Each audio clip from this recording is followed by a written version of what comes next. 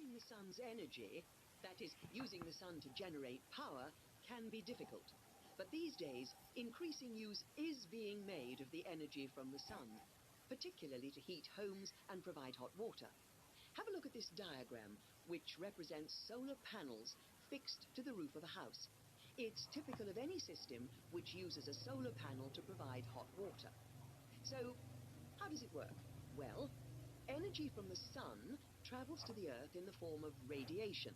This can be visible radiation, which is another way of saying light. We also receive invisible radiation, which is known as infrared. A lot of this radiation passes through the glass at the front of the solar panel, here on the roof, and hits the surface at the back. This surface is black, because black is good at absorbing radiation, and so the black surface becomes hot. Energy, in the form of heat, is conducted along the back of the solar panel to these copper pipes. Now, these pipes are filled with a liquid which in turn becomes hot. This can be either oil or water, though oil is usually used. The oil expands and rises up the pipe into the energy exchanger, which is located up here in the water tank. Sometimes we have to use a pump as well to help the liquid along. It's a remarkably efficient system when you think about it.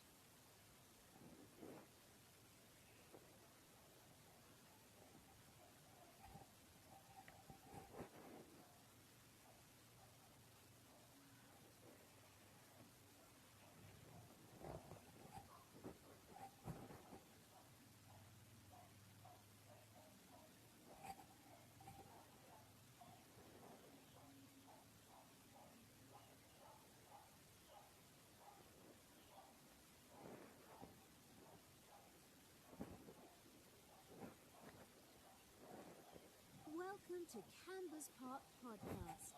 In the next few minutes, I'll tell you a little about the park and the amazing things we have to offer. We like to think that Cambers offers more than other theme parks.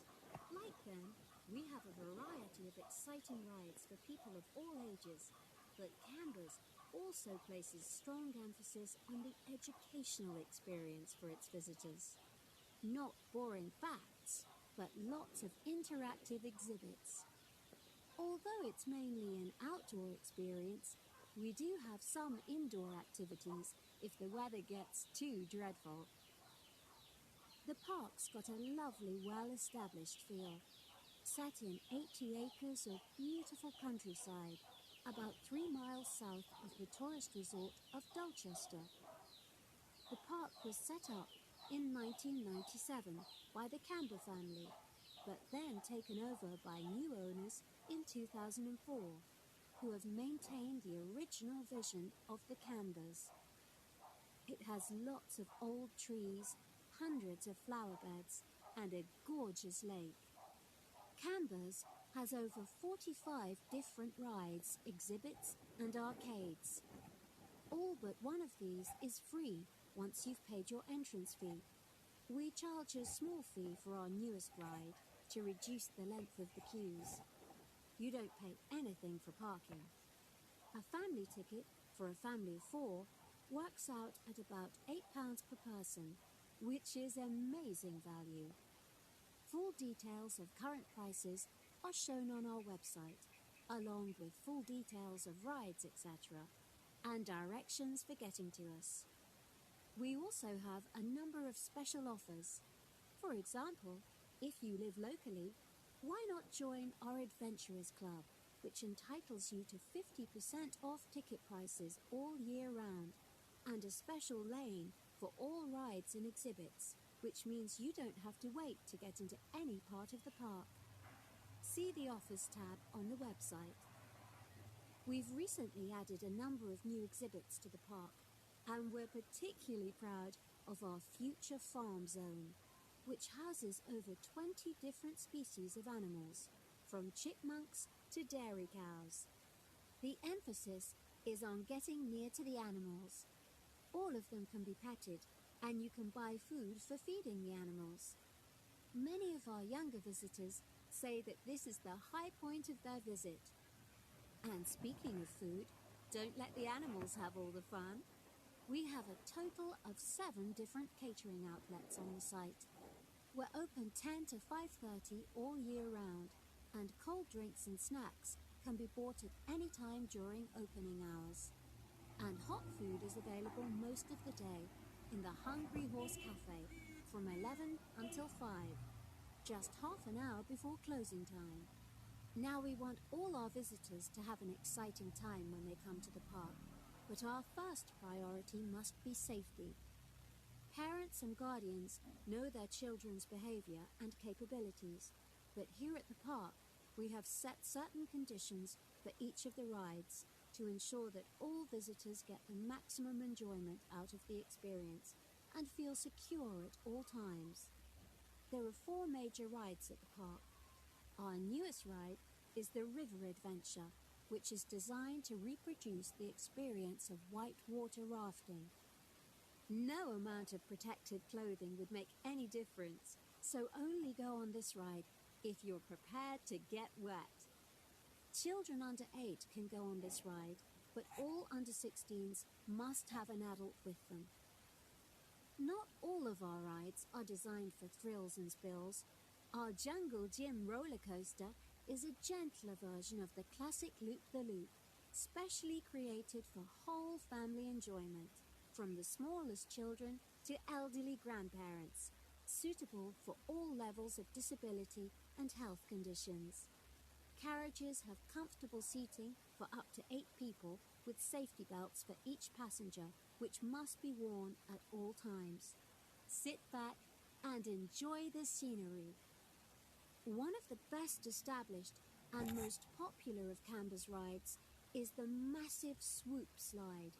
Whiz down the polished vertical slide 9 meters in height and scream to your heart's content.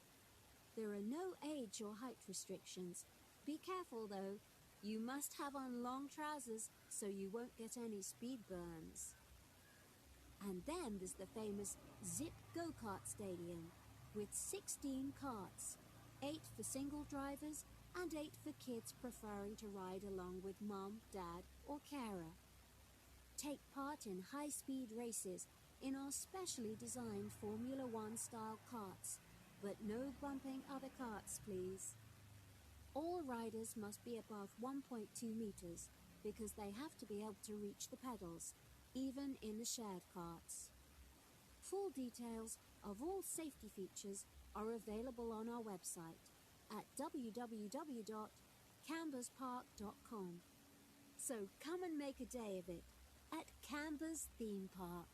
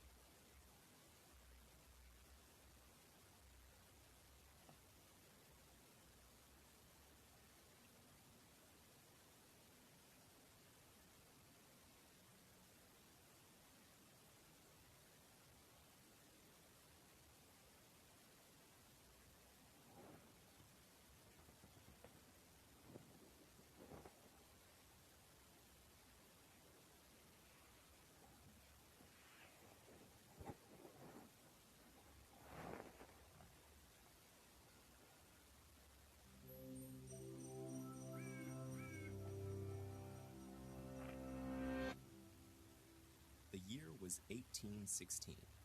Europe and North America had just been through a devastating series of wars, and a slow recovery seemed to be underway, but nature had other plans.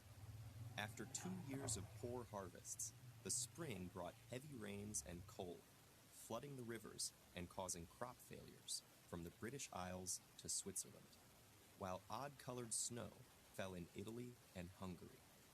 Famine, food riots, and disease epidemics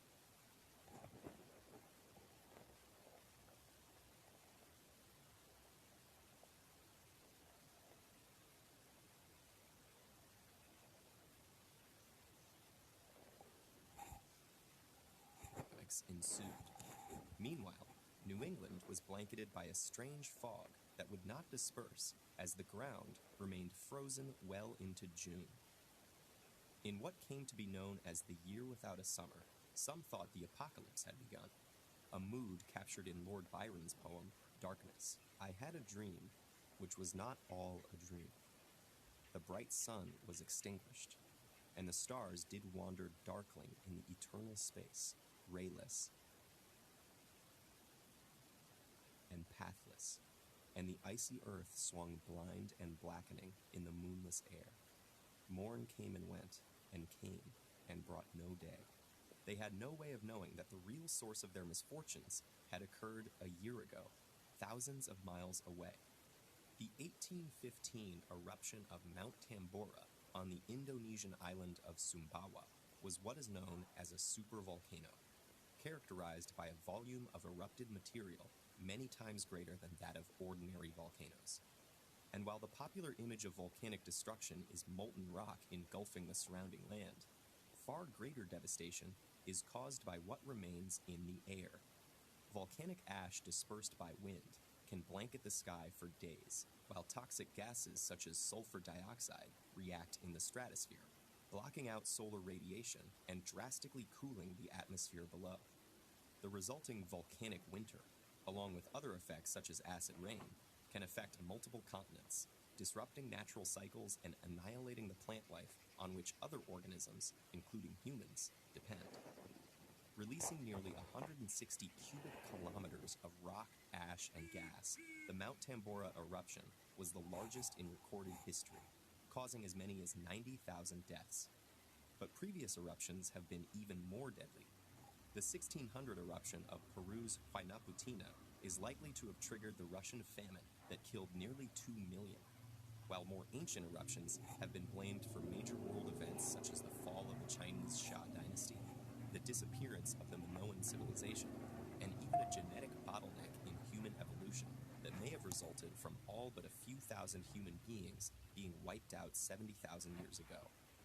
One of the most dangerous types of supervolcano is an explosive caldera, formed when a volcanic mountain collapses after an eruption so large that the now empty magma chamber can no longer support its weight. But though the above-ground volcano is gone, the underground volcanic activity continues.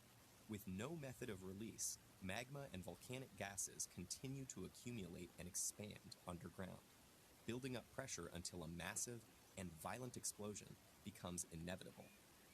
And one of the largest active volcanic calderas lies right under Yellowstone National Park. The last time it erupted 650,000 years ago, it covered much of North America in nearly 2 meters of ash and rock.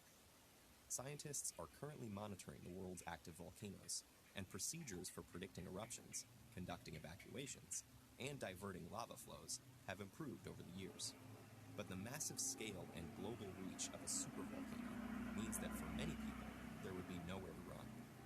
Fortunately, the current data shows no evidence of such an eruption occurring in the next few thousand years.